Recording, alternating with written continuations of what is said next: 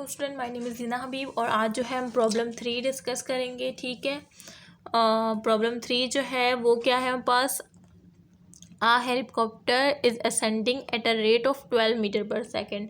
एक हेलीकॉप्टर है जो कि क्या कर रहा है, असेंडिंग मीन ऊपर जा रहा है, रेट मीन वेलोसिटी से, किस वेलोसिटी से, 12 मीटर पर सेकेंड की वेलोसिटी से, at a height of 80 metre above the ground. और कितना ऊपर है वो ज़मीन से, कितनी ऊंचाई पर है, मतलब ज़मीन से वो 80 मीटर की ऊंचाई पर है। ठीक है, अब पैकेजेस ड्रॉप, वहाँ से वो एक पैकेज को क्या करता है, ड्रॉप करता है।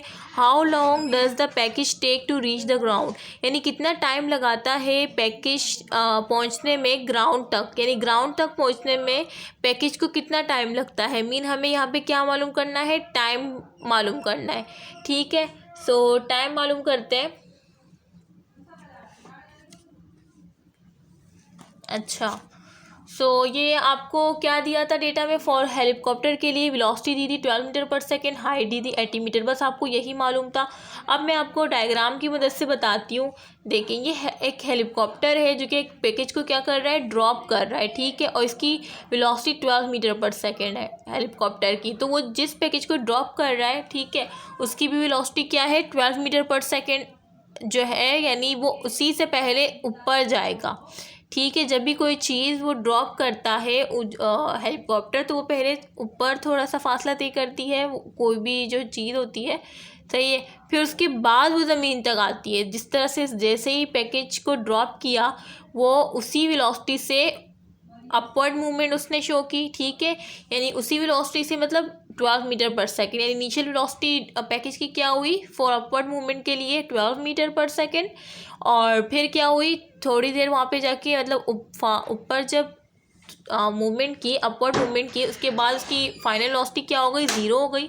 और जब फाइनल वेलोसिटी ज़ीरो हो गई, तब वो पैकेज दोबारा से डाउनवर्ड जब मूव करेगा, डाउनवर्ड मूवमेंट में उसकी इनिशियल वेलोसिटी क्या हो गई, ज़ीरो हो गई। और जब वो ज़मीन से हिट करता है, तब उसकी फाइनल वेलोसिटी कुछ ना कुछ होती है। ठीक है, ये फॉर पैकेज है जो कि initial velocity 12 metre per second है, ये फॉर अपवर्ड मूवमेंट के लिए है। और हमें मालूम करना है टू रीच द ग्राउंड, वो टाइम जो कि ज़मीन तक नहीं चाहिए, टू रीच द ग्राउंड वो टाइम मालूम करना है। ठीक है, अब सोल्यूशन क्या है हमारे पास, व्हेन पैकेज इज ड्रॉप, जब पैकेज को क्या किया जाता है, ड्रॉप किया जाता है फ्रॉम असेंडिंग, जब ऊपर से कोई जो है हेलीकॉप्टर जब ऊपर जा रहा होता है ऊपर की तरफ, तब वो अगर किसी पैकेज को ड्रॉप करता है, then it has initial,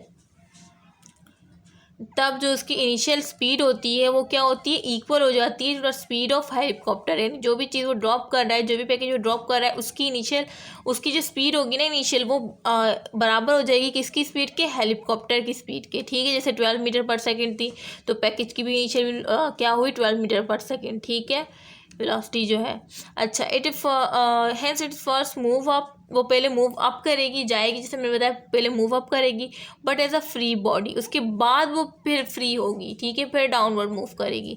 so it's VF0, जाहिर सी बात है, जब वो इनिशियल्स जो है उसकी 12 मीटर पर सेकेंड से वो मूव अप कर रही है, तो किसी जगह पे वो जाके रुकेगी, मीन उसकी फाइनल वेलोसिटी क्या हो जाएगी, ज़ीरो हो जाएगी एट द टॉप। ठीक है, उसके बाद फिर वो डाउनवर्ड मूव करेगी, और डाउनवर्ड मूविंग में भी उसकी इनिशियल वेलोसिटी ज़ीरो होगी, फाइनल कुछ ना कुछ होगी। ठीक है, अच्छा, और ये फार्मूला लगाएंगे, VF equal to VI plus AT, इसकी बदौलत हमें क्या पता चलेगा, T। अच्छा, और इधर जो है ना, हमसे टोटल टाइम पूछा गया है कि हाउ लॉन्ग, कितना वो जो है पैकेज रहा, ज़मीन तक पहुँचने में कितना टाइम लगा, मतलब T1 T2 सब निकालना पड़ेगा। ठीक है, थोड़ा लंबा प्रोसेस है, लेकिन क्या करें। अच्छा, फॉर अपवर्ड मोशन, जैसे मैंने कहा कि पहले वो मूव अप करती है, उसके बाद वो मूव डाउनवर्ड मूवमेंट शो करती है। फॉर अपवर्ड मोशन के लिए क्या होगा, हमेशा जी की साइन फॉर अपवर्ड मोशन क्या होती है, नेगेटिव होती है। ठीक है, ए जो है -A=-G, जो कि -9.8 मीटर पर सेकेंड स्क्वायर है, तो हमें T1 पहले निकालना होगा। ठीक है, और S1 जैसे मैंने डायग्राम में बताया था, डायग्राम मैंने समझाई कि ये जो है पैकेज पहले ऊपर थोड़ी ये इसकी इनिशियल 12 मीटर पर सेकेंड है, फाइनल उसकी ज़ीरो हो जाएगी VF। ठीक है, VF जब ज़ीरो हो जाएगी यहाँ पे, तो फिर अपवर्ड मोशन, ये अपवर्ड मोशन की बात करी थी। फिर डाउनवर्ड मोशन में जो वी एफ इधर ज़ीरो है ना, वो वी आई फिर ज़ीरो बन जाएगी और वी एफ कुछ ना कुछ होगी। सो यहाँ से यहाँ तक, यहाँ से यहाँ तक जब वो पैकेज पहले अपवर्ड मोमेंट जो शो की, तो ये S1 है, ठीक है, ये S1 है और ये पूरा क्या है, S2 है। और S2 किस तरह निकलेगा, H जो दी है इन्होंने क्वेश्चन में, और ये जो S1 इसने तय की है, तो H प्लस S1 जब करेंगे तो हम बस S2 आएगा, ठीक है। तो S2 इस तरह निकलेगा, ठीक है। सो ये डायग्राम भी मैंने समझा दी। अच्छा, ये बनानी नहीं है, मतलब हाँ जाहिर सी बात है, आप कुछ इमेजिन करेंगे भाई ये इस तरह से हुआ है, तो वही किया है मैंने। अच्छा, तो ये अपवर्ड मोशन के लिए मैंने बताया कि 9.8 मीटर पर सेकंड माइनस 9.8 मीटर पर सेकंड लेते हैं, माइनस में लेते हैं, क्योंकि अगेंस्ट द ग्रेविटेशनल फोर्स जो है मूवमेंट हो रही है, इस वजह से माइनस में आएगा, ठीक है। अपवर्ड हो रही है ना, अगेंस्ट द ग्रेविटी हो रही है, तो इस वजह से माइनस 9.8 मीटर पर सेकेंड आया। अच्छा, हमें पहले T1 मालूम करना होगा, तो T1 जो है हम फर्स्ट इक्वेशन ऑफ मोशन से मालूम कर सकते हैं कि किस तरह से फॉर अपवर्ड मोशन के लिए पैकेज का जो टाइम T1 मालूम करना है ना, तो फॉर अपवर्ड मोशन के लिए मैंने भी आपको बताया कि इनिशियल वेलोसिटी पैकेज कितनी थी, 12 मीटर पर सेकेंड, और फाइनल कितनी थी, फाइनल उसकी 0 थी। तो फाइनल भी पता है, इनिशियल भी पता है, और जी आपको पता है माइनस 9.8 रखना है, और T1 निकल आएगा। तो ये वी एफ 0 और ये 12 और माइनस 9.8 T1। अब ये माइनस 9.8 T है ना, इधर आके इज इक्वल टू के उस जानिब क्या हो जाएगा, प्लस हो जाएगा, प्लस 9.8 T हो जाएगा, और ये 12 का 12। अब ये 9.8 T1 से क्या हो रहा है, मल्टीप्लाई हो रहा है, इज इक्वल टू के उस जानिब क्या हो जाएगा, डिवाइड में आ जाएगा, ठीक है। तो जब आप इसको 12 डिवाइड बाई 9.8 कैलकुलेटर में रखेंगे तो एज इट इज़ आंसर क्या आएगा, 1.22 सेकेंड। ये एज इट इज़ T1 का आंसर आ जाएगा, ठीक है। जबकि MCAT वालों के लिए, ECAT वालों के लिए उनके पास तो कैलकुलेटर आम नहीं होगा, तो वो क्या करेंगे, इसको अप्रॉक्सीमेट लेंगे, सही है। इसकी ये जो लगा हुआ है ना बराबर, उसके ऊपर यूँ ये अप्रॉक्सीमेट किस आएंगे, ये 12 का 12 लिखा मैंने, और 9.8 क्या होता है, 9.8 अल्टीमेटली क्या बन जाता है, 10 बन जाता है, तो 10 लिख दिया हमने, ठीक है। बगैर कैलकुलेटर के जब हम करेंगे इंटर टेस्ट में तब ये होगा 10। अब 10 क्या होगा, 10 1 द 10, 10 1 द 10। अब ये हमें पता है कि ये 12 है, लेकिन हमने तो बगैर कैलकुलेटर के हम यही कर सकते हैं, अप्रोक्सीमेट ही हम सारी वैल्यू लेंगे। तो 10 1 द 10 और 10 1 द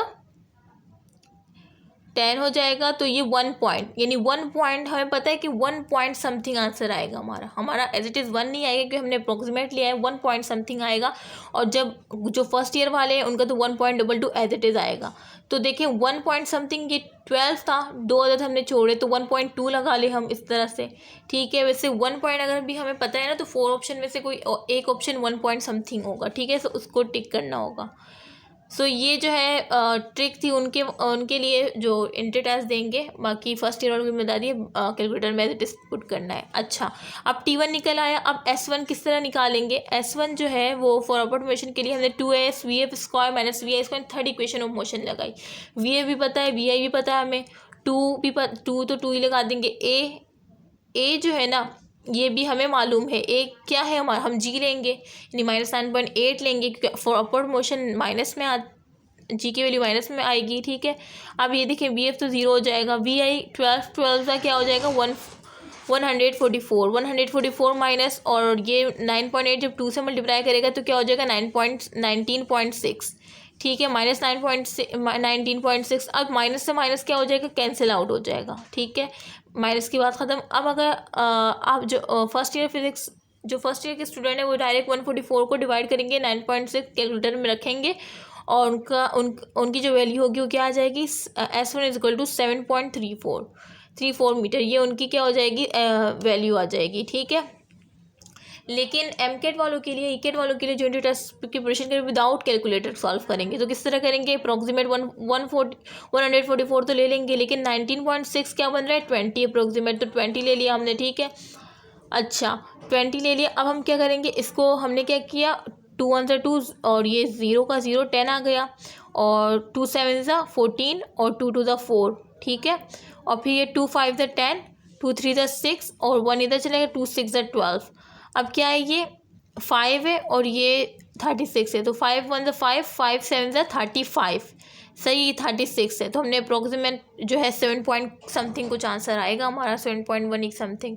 तो देखिए 7.34 है, यानी हम करीब है एंट्री टेस्ट वाले भी, ठीक है। सो एंट्री टेस्ट वालों के लिए तो बहुत दूर ऑप्शन होते हैं, तो आसानी से जहाँ पे 7 होगा वहाँ पे टिक कर देंगे 7 पॉइंट समथिंग, ठीक है। 7.34 जो है ये इस तरह से होगा। मैं साथ साथ फर्स्ट ईयर फिजिक्स जिस तरह वो करेंगे प्रिपरेशन और जिस तरह इंटर टेस्ट में उनको करना होगा। अच्छा, ये जो है इम्प्रूवर वालों के लिए बहुत बड़ा फ़ायदा है, जो इम्प्रूव कर रहे हैं ना इस साल, क्योंकि वो यही कर रहे हैं कि भाई हम इम्प्रूवमेंट में टाइम लगाएं MD-CAT में।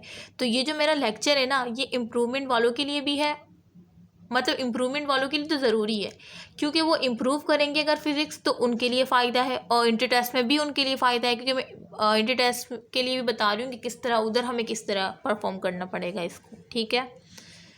सो अगर आपकी नज़र में कोई इम्प्रूवमेंट वाले स्टूडेंट हो सो उनको ज़रूर बता दीजिएगा, ये वीडियो शेयर कर दीजिएगा, ठीक है। अच्छा, ये तो सारी थी अपवर्ड मोशन की, जिसमें हमने टी मालूम कर लिया, T1 और S1 हमें पता चल गया, ठीक है। बहुत ही ईजी था, बस जो कॉन्सेप्ट था वो मैंने बता दिया, सही है, स्टार्ट में ही है कि क्या करना है। फिर अपवर्ड मोशन के लिए क्या आएगा, VF VI और वो सब। अच्छा, डाउनवर्ड मोशन के लिए क्या होगा, जो VF होगी ना, जो अपवर्ड मोशन की VF क्या थी, 0 थी ना, वो जो है डाउनवर्ड मोशन की क्या हो जाएगी, इनिशियल वेलोसिटी बन जाएगी, क्योंकि वो जहाँ पे रुकेगा वहाँ से नीचे जाना स्टार्ट करेगा ना, तो VI 0 हो जाएगी, ठीक है।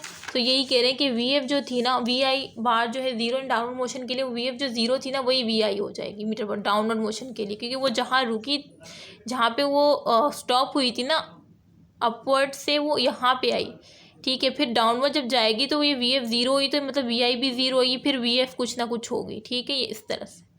अच्छा, अब ये हमें पता, ये जो है, अच्छा एक बात याद रखिएगा, क्योंकि बहुत से जो है, जब मैं खुद पढ़ाती थी ना, समझाती थी किसी को, तो कुछ जो था ना कि A-G इसमें भी हम माइनस लगा सकते हैं, क्यों, अब आप कंफ्यूज हो जाएंगे, भाई मैम क्यों, तो भाई इस वजह से कि अगर हम डेप्थ की बात करेंगे ना तब माइनस आएगा। सो मैं खुद भी जब सॉल्व करती थी तो माइनस को नहीं लेती थी, मैं कहती थी भाई ये मुझे कंफ्यूज करेगा ये माइनस, क्योंकि मुझे पता है कि ये टुवर्ड्स द ग्रेविटी जा रहा है तो प्लस में आना चाहिए, मैं माइनस क्यों लूँ।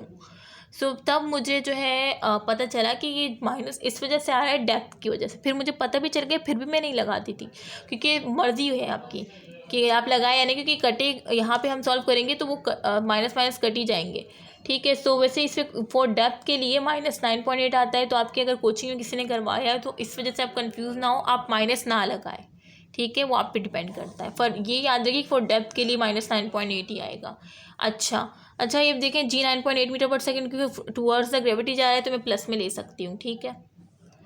अच्छा, टी डैश जो है वो T2, मैंने फॉर डाउनवर्ड मोशन के लिए मैंने टी डैश लगाया, जिसको मैं T2 का नाम भी दे सकती हूँ, S डैश को मैं S2 का नाम भी दे सकती हूँ। अच्छा, -S2 जब लगाऊंगी जब फॉर डेप्थ के लिए बात होगी, ठीक है। वैसे बहुत से कोचिंग वाले इसके लिए भी, मतलब मेरे जो सर थे वो इसके लिए माइनस लगाते थे, तो मुझे बहुत कन्फ्यूजन होती थी। सर कहते थे तुम्हारी मर्जी है लगाओ या ना लगाओ, क्योंकि वो आगे जाके कट ही जाते थे और आंसर एक ही आता था, जिसने माइनस लगाया जिसने प्लस लगाया, टू डाउनवर्ड मोशन के लिए। सो मैं नहीं लगाती थी, क्योंकि मैं कंफ्यूज हो जाती थी, आप लोग भी नहीं लगाइए, लेकिन बता दिया ब्रैकेट में शो करके। अच्छा, अब S2 मालूम करने के लिए मैंने बताया था कि H जो हाइट उन्होंने दी है ये, और जो इसने S1 थी जो है कवर किया है अपवर्ड मोशन के लिए, उसको प्लस कर दे, H + S1 करेंगे तो S2 आ जाएगा। तो यही करना है कि S2 = H + S1, H 80 है, S1 क्या निकला था 7.34, प्लस किया 87.34। ये तो बेसिक, ये एंटी टेस्ट वाले तो प्लस ही कर सकते हैं, अब ये तो नहीं करके दिखा सकती, ये तो हो जाएगा, और जो फर्स्ट ईयर फिजिक्स वाले उनको बस वैल्यू रखनी है कैलकुलेटर में। अच्छा, S2 आ गया, अब S2 आ गया, अब हमें T2 निकालना है, ठीक है, बस हम करीब ही है, टोटल टाइम जो निकालना है बस हम करीब ही है। T2 किस तरह निकालेंगे, ये S2 हमने इसके लिए निकाला, यानी जब हमें S2 पता चलेगा जब इसमें रख सकते हैं ना सेकंड इक्वेशन ऑफ मोशन में, और T2 निकाल आएगा। अब S2 second equation of motion, S2 लगाया, S डैश जिसे कहते हैं ये एज इट इज़ रख दिया, VI जो है 0 है डाउनवर्ड मोशन के लिए, सही, और T से मल्टीप्लाई होगा तो 0 ही आ जाएगा, 1/2, और ये 9.8 रखा T। अब ये जब 9.8 डिवाइड होगा 2 से 4.9 T² आ जाएगा, ठीक है, और 4.9 = उस जानिब डिवाइड में चला जाएगा, और ये जब डिवाइड होगा फर्स्ट ईयर फिजिक्स वाले एज इट इज़ कैलकुलेटर में रखेंगे और उनका आंसर आ जाएगा 17.82, ठीक है। फिर जो है ये T² है तो स्क्वायर रूट लगाएंगे दोनों जानिब, यहाँ से तो कट जाएगा, यहाँ इसका पता है क्या करेंगे, इसका भी वो एज इट इज़ कैलकुलेटर में रखेंगे 17 और रूट लगाएंगे, जैसे लगाते हैं, यूज़ करना आता होगा, पता नहीं ब्लर हो रही है इमेज, अब ठीक है, ठीक है। और 4.22 T2 उनका आंसर आ जाएगा, ठीक है, फर्स्ट ईयर फिजिक्स वालों का।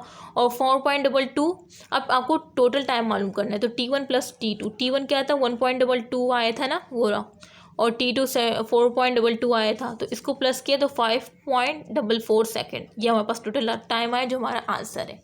अच्छा, यहाँ पे मुझे बताना था एंट्री टेस्ट वालों के लिए कि कैसे करना होगा, क्योंकि वो तो कैलकुलेटर नहीं होगा उनके पास, तो उनको अप्रॉक्सीमेट लेना होगा। 87 तो 87 ही ले लेंगे क्योंकि 0.3 है, प्लस तो कर नहीं सकते। 5 होता तो कर सकते थे, 88 हो जाता। उसमें भी अगर यहाँ पे वो ऑड नंबर है तो होगा 5 में, वो तो सब आता होगा ना आपको। अच्छा, 87 और ये 4.9 है ना, तो ये 5 हो जाएगा, ठीक है, 9 है तो 5 हो जाएगा, 4.9 तो 5 है, तो 5 1 5, 5 1 5 और 3, यानी 3 बच गया, तो ये 37 हो गया, तो 5 7 35, जबकि ये 37 है, लेकिन हमें अप्रोक्सीमेट लेना है, तो 5 7 35, यानी हमारा 17 पॉइंट समथिंग कुछ आंसर आएगा, और 17 पॉइंट ही है ये, ठीक है। अब जब 17 पॉइंट आए तो हमने स्क्वायर रूट लगाया। अब स्क्वायर रूट को कैसे करेंगे, अब देखें 3 3 9 और 2 2 4 वो तो नहीं हो सकता, 3 3 9 वो भी नहीं हो सकता, 4 4 16, यानी 4 4 16 और 5 5 25, यानी 4 और 5 के दरमियान ही होगा, तो हम 4 4 16 लेंगे क्योंकि वो ज़्यादा करीब है, तो 4 लिया हमने, 4 पॉइंट समथिंग होगा, देखो वही आंसर है T2। तो इंटरव्यू टेस्ट वालों के लिए बिल्कुल नहीं घबराना, प्रैक्टिस करनी है, प्रैक्टिस, वो कहते हैं ना practice makes a man perfect, वही होगा, देखिए वही आंसर आ रहा है। और फिर वही ये सिंपल जो है प्लस है, 4.2 को 1.22 से प्लस कर देना है, और 5.44 सेकेंड टोटल टाइम आ गया, ठीक है। उम्मीद है कि आपको समझ आ गया होगा, बहुत ही डिटेल में वर्ड टू वर्ड समझाया है कि किस तरह से फर्स्ट ईयर फिजिक्स वालों को करना है और किस तरह से जो है वो एंटी टेस्ट वालों के लिए करना है। मैं एक दफ़ा दोबारा से ये जो है दिखा देती हूँ, ताकि अगर स्क्रीनशॉट लेना होगा आपको तो आप ले लें, ठीक है।